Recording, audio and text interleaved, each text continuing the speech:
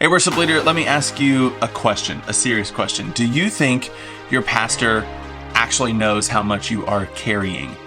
You lead worship every week. You are managing a team. You are dealing with planning center and scheduling and resourcing your teams. You're dealing with sound and light issues. You are fixing slides and probably much more than that.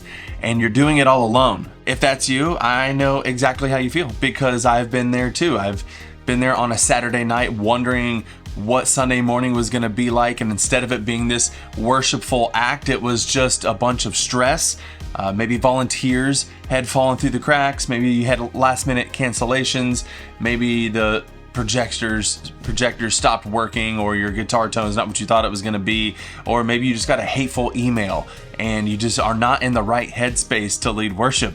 I completely understand. And I know if you're like me, you don't want to quit, you don't want to be a quitter, you don't want to act like things are getting too hard, so you keep pushing through, and instead of working into fixing the problem, you're just getting through each little fire, just trying to put it out until you yourself become burnout. And that is definitely not a good place to be. All while your pastor probably doesn't even know it because he himself has a lot on his plate. He's busy, and probably he doesn't know what you need. It's not that he doesn't want to help you, he just doesn't know how to help you. Most pastors are not really versed in understanding what it takes to be a musician and lead pastorally and lead a team.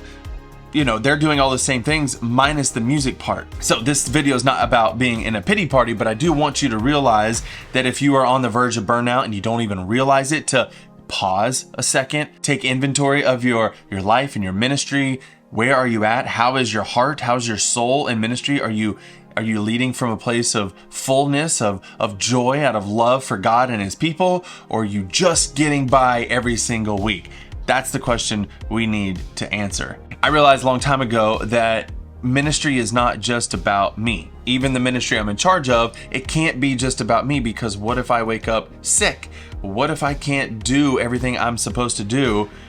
What will happen? So I needed to make sure I could plan for those days where I might not be there. A few years ago, some of you may know, right before I started this YouTube channel, I had a kidney transplant and I had 2 bonus surgeries that whole year. The 2019 was just crazy for me. And I wasn't allowed to pick up more than 5 pounds, and all my guitars weigh more than 5 pounds. And God really spoke to me in those few months of that year and was like, Jimmy, what value would you bring if you couldn't lead worship anymore, if you couldn't hold a guitar anymore? Or what if your voice went away and you couldn't sing anymore? What kind of value would you bring? And I got to thinking, I don't think God's telling me he's going to take away my voice and not allow me someday to pick up a guitar, and thank God that's been true. But am I relying on myself too much to ensure that this ministry is moving forward?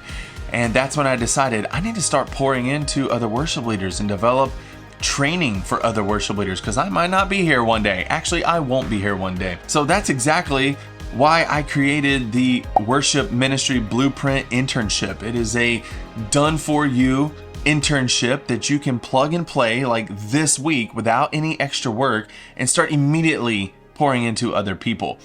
I'm telling you this, yes, because I'm selling it. It is a resource that I'm selling, but I also use it, okay? And it has brought me so much relief. Each week I can show up ready to pour into my interns, and we'll talk about where you can get interns in a second, but I'm ready to pour into my interns without having to reinvent the wheel, without having to stress myself out about, oh, what am I gonna teach this week? I literally send them the video, which I don't have to send them the video. They have the syllabus, which is already done for you well in advance. They know which video to watch, which chapter of a book to read ahead of time. And all we have to do is come together and discuss it for an hour. It doesn't have to take an hour. Sometimes it takes like 30, 45 minutes.